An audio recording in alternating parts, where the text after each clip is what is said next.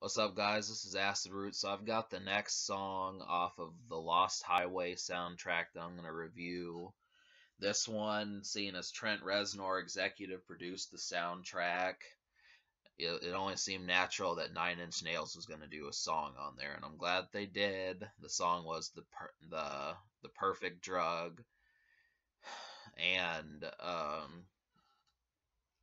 so to me, this felt really like the kind of stuff that they were doing in 1994, the downward spiral, only it felt more positioned. I listened several times to the downward spiral, and I was going to review it in 2016, but I just couldn't find that mega hot single in my head that made me, obsessed with the project. That wasn't the case with the Pretty Hate Machine, but I found myself liking the singles more than the other songs on there.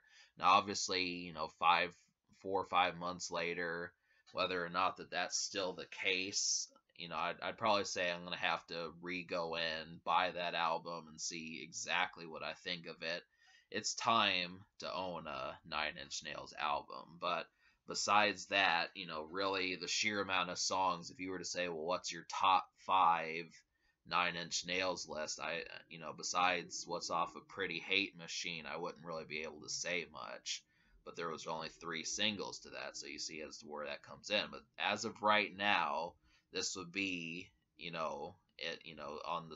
on the favored side of Nine Inch Nails songs that I like. Now, one person who doesn't agree with me would be Trent Reznor himself. So he said, it's if you go on Wikipedia and you look up the song, it says that this was not one of his favorite songs. He said, maybe it felt rushed and they could have put more effort or something like that into it. But really, the difference between the composer saying that and the pedestrian saying that, like myself, I would probably say I don't have too many complaints with the song. I think it's pretty eviscerating, which is like normal songs that you hear from them. But, the only problem with it is, well, maybe there isn't one. I mean, me just trying to sit down and think of what I mean by that.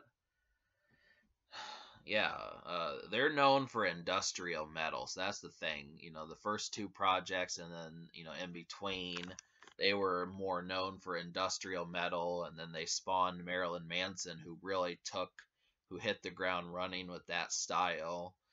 But I mean, I still have to get into this group further. I probably will wind up reviewing Downward Spiral one day, but it this kind of depends. So, but this is definitely a song I wanted to do because there was a 5 year gap between their 1999 album and their 94 album. So I thought, well, obviously, an artist's off years can sometimes be some of their best because they're brewing. If an artist is 30 when they drop their last album and they're 36 when they drop their newest one, that's a hell of a lot of years in your prime to sit out. And that's the thing. Sometimes some of your best stuff happens during your break years. And I feel like, this is something to not ignore. And I am, of course, going to look for songs like these. But, the only thing is, the soundtrack only went gold, which means it sold 500,000 copies. And the single actually charted on the Billboard 100, but I do kind of feel like maybe, 8 months, a year later, the song was kind of forgotten about. So obviously, feels good to get this back in rotation. I'm glad for the song. Like I was saying before, I do see this as a favorite song from Nine Inch Nails, but I mean, really, their highest selling album is the Downward Spiral, but then they have had some critically acclaimed albums that, I think their 2013 album did, well with the critics. So it really just depends. I mean, the thing is a lot of the critics from today are about Trent Reznor's age. So, his mindset is one that they can agree with.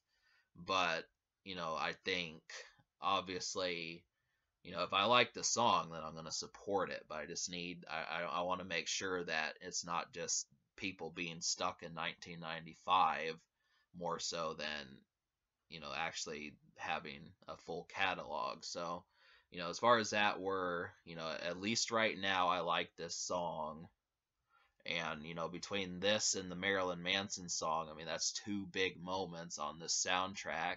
And it's also kind of an item here just because, these guys haven't worked on anything together since. So that's definitely a thing. These guys were like Dr. Dre and Snoop Dogg back in the mid 90s. So it's kind of the thing there. So, yeah, I mean, I would probably at least purchase this song. I mean, after the first 2 minutes, it kind of gets into like some techno stuff, but I don't have too much of a problem with that. I don't know.